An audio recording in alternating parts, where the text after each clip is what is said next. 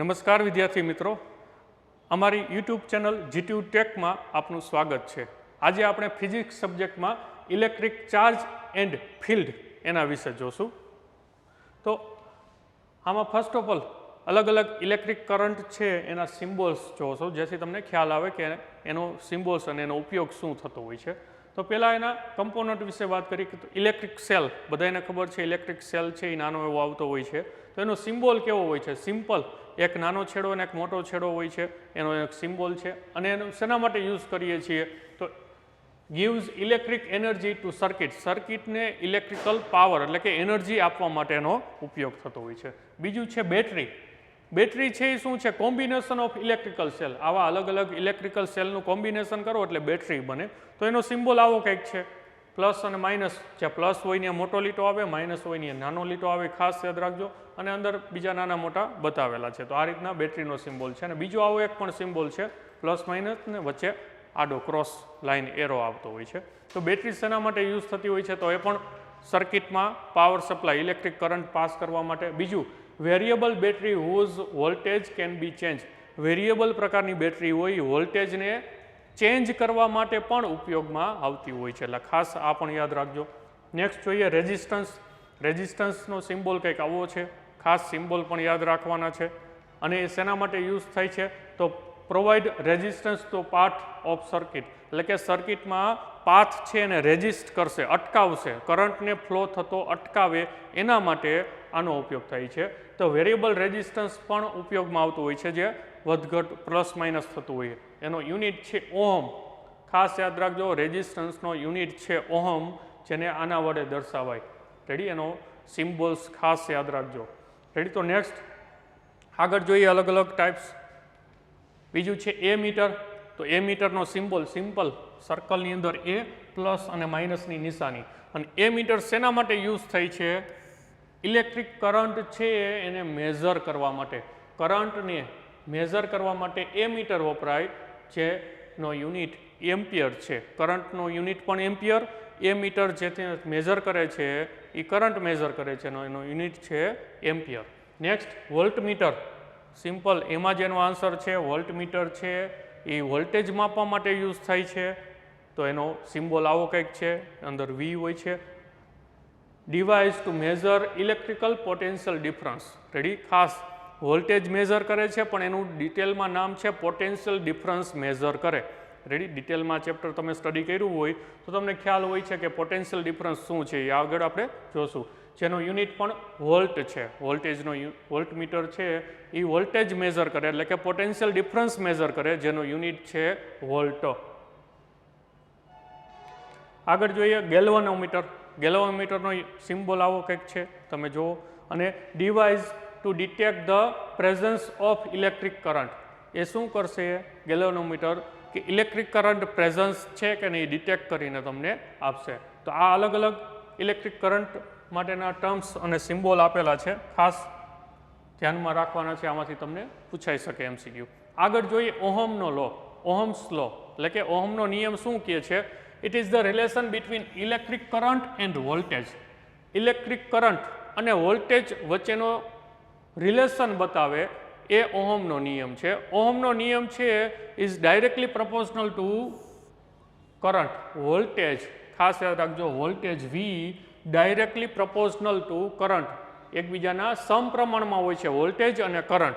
તો એને આપણે આવી રીતના કંઈક દર્શાવી શકીએ, V is equal V directly proportional to current I. વોલ્ટેજનો વી સિમ્બોલ છે, કરંટનો આઈ છે, એટલે V directly proportional to I. તો ડાયરેક્ટલી પ્રપોર્શનલને તમે ઇઝ ઇક્વલ ટુમાં કન્વર્ટ કરો એટલે ત્યાં તમારે એનો કોન્સ્ટન્ટ આવશે, જેને આર કહેવાશે, જે રેઝિસ્ટન્સ છે, એટલે કે V is equal to I R.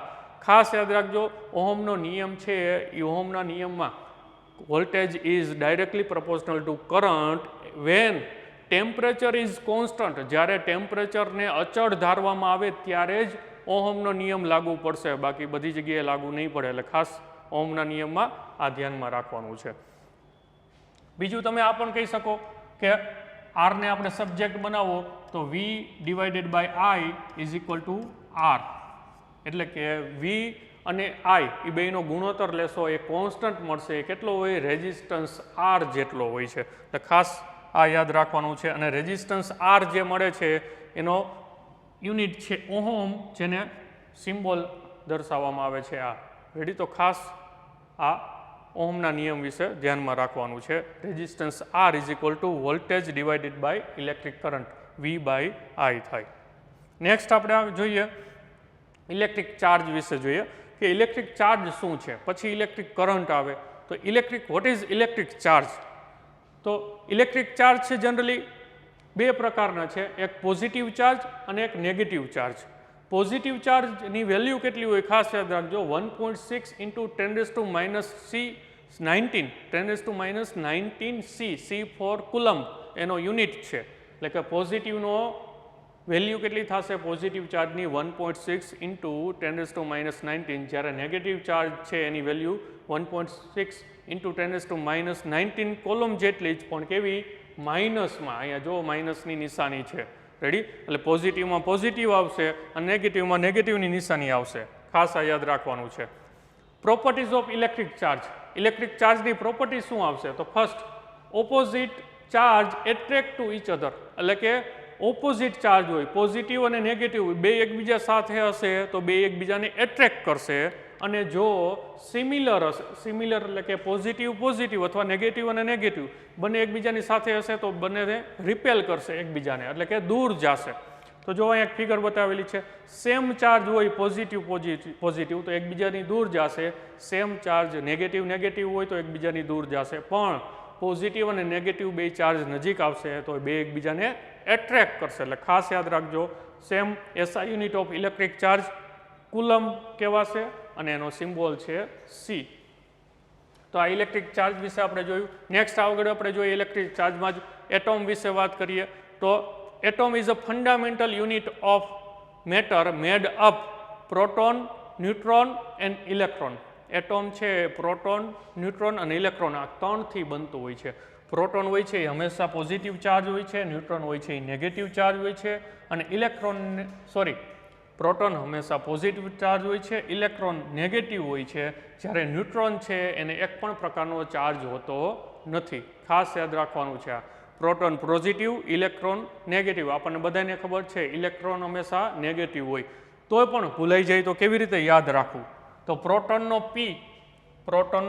પી તો ફોર પોઝિટિવ, એવી રીતના યાદ રાખવાનું. તો બાકીનું હોય તો ઇલેક્ટ્રોન તો એ તો નેગેટિવ જ હશે. અને ન્યુટ્રોન છે એ ન્યુટ્રલ હશે. ન્યુટ્રલ એટલે એને કાંઈ ચાર્જ ના હોય તો એ ન્યુટ્રોન થશે. તો atom will usually have the same number of positive and negative charge. જો કોઈ એટોમને એક સરખા નંબરના પોઝિટિવ અને નેગેટિવ ચાર્જ હોય તો this make a atom is neutral. તો આવા એટોમને ન્યુટ્રલ એટોમ કહેવામાં આવે છે.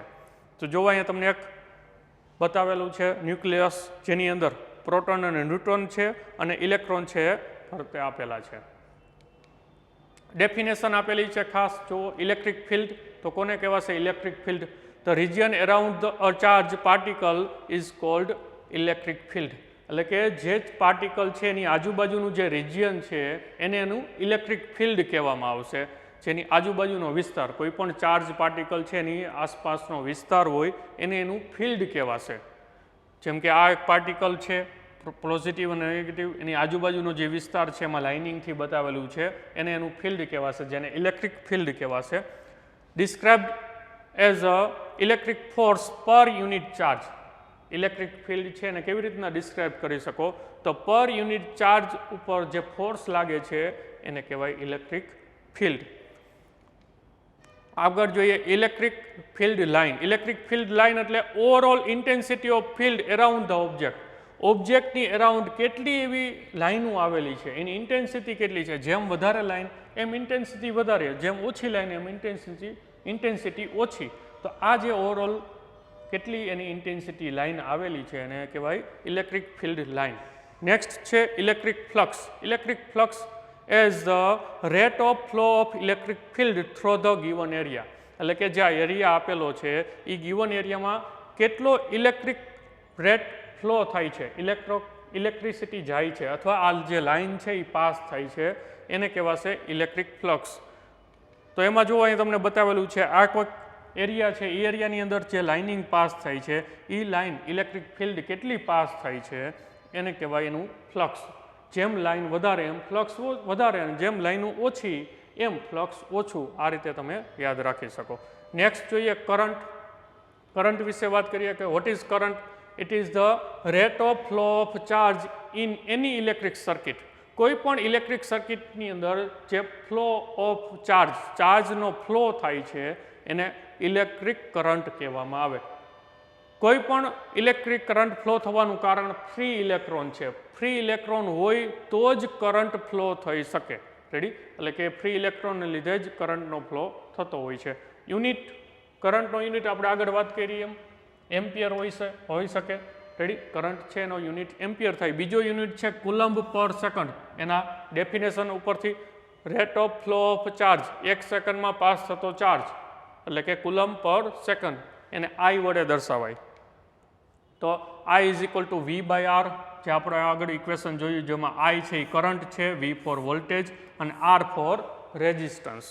રેઝિસ્ટન્સ વિશે જોઈએ હવે. રેઝિસ્ટન્સ એટલે શું?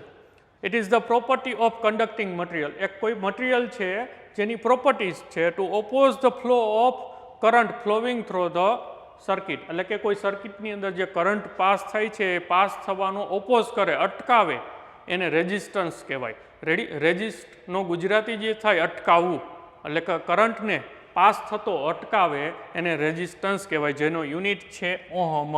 ખાસ આ યાદ રાખવાનું છે.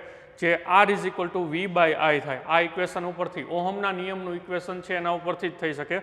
ખાસ ઓહમના નિયમનું ઇક્વેશન ઘણા વિદ્યાર્થીઓ ભૂલાઈ જતું હોય. કેવી રીતે યાદ રાખવાનું? V is equal two IR.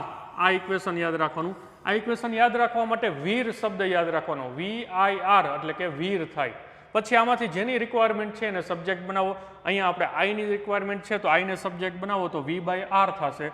અહીંયા R ની રિક્વાયરમેન્ટ હતી તો R ને સબ્જેક્ટ બનાવો તો V બાય I થશે. તો R resistance is equal to V by I. હવે રેઝિસ્ટન્સનો કંઈક બીજો એક ઇક્વેશન પણ છે, આ પણ ખાસ યાદ રાખજો. Resistance R is equal to rho L by A. રોનો મિનિંગ થાય રેઝિસ્ટિવિટી. રોનો મિનિંગ થશે રેઝિસ્ટિવિટી. એલનો મતલબ થશે લેન્થ ઓફ કંડક્ટર, જેમાંથી કરંટ પાસ થાય છે એ જે વાયર છે એની લંબાઈ કેટલી છે એ.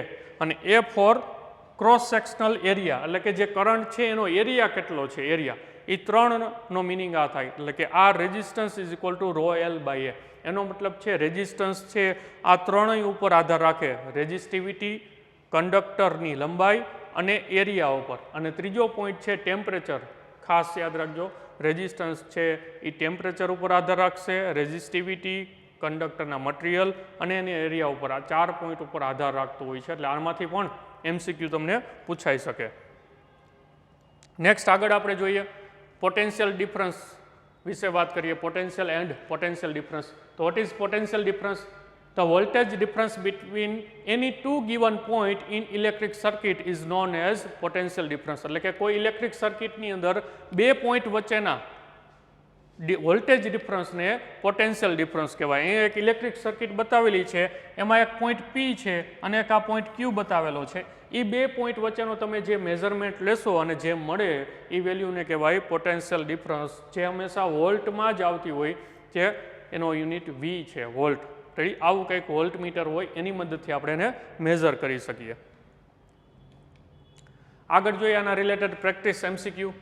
તો ફર્સ્ટ છે the charge of 1 proton is. એક પ્રોટોનનો ચાર્જ શું થાય? તો આપણે આગળ હમણાં આવ્યું તો આવું જ કંઈક જોયું તો તમે 1.6 × 10⁻90 C. અહીંયા +19 છે, અહીંયા ખાલી 9 છે, અહીંયા 9. બહુ માઇનોર ડિફરન્સ આપેલો છે. તો આપણને ખબર હોવી જોઈએ શું આન્સર આવે. રેડી? તો પ્રોટોન માટેનો પ્લસમાં આન્સર આવતો હતો જે 1.6 × 10⁻19 આવે. અહીંયા જો માઇનસ છે એ પ્રોટોન માટે નથી. ખાસ યાદ રાખવાનું છે. રેડી? તો MCQમાં આવા MCQ તમને પૂછાઈ શકે. નેક્સ્ટ આપણે જોઈએ the unit of electric charge. Electric charge છે એનો યુનિટ શું થાય? તો સિમ્પલ તમને આટલા પોઈન્ટ આપેલા છે. એમ્પિયર છે, ઓહમ છે, કુલમ્સ છે, વોલ્ટમીટર. એમાં કુલમ્સ છે એ ઇલેક્ટ્રિક ચાર્જનો યુનિટ છે. રેડી? નેક્સ્ટ આગળ જોઈએ which type of equipment used to measure resistance. Resistance measure કરવા માટે કયું ઇક્વિપમેન્ટ યુઝ થાય? રેઝિસ્ટન્સ માપવા માટે રેઝિસ્ટન્સનો યુનિટ ઓહમ હતો તો એના માટે ઓહમ મીટર જ વપરાતું હોય, સિમ્પલ છે. એમ્પિયર છે એ એમીટર છે એ કરંટ માપવા માટે થતું હોય. તો આવી રીતના દરેકના ઇક્વિપમેન્ટ હોય છે. તો આવી રીતના તમને MCQ પૂછાઈ શકે. રેડી? તો થેન્ક યુ વેરી મચ. આજનો જે આ ઇલેક્ટ્રિકલ ચાર્જ વિશેનો ટોપિક હતો એના જોવા માટે થેન્ક યુ વેરી મચ.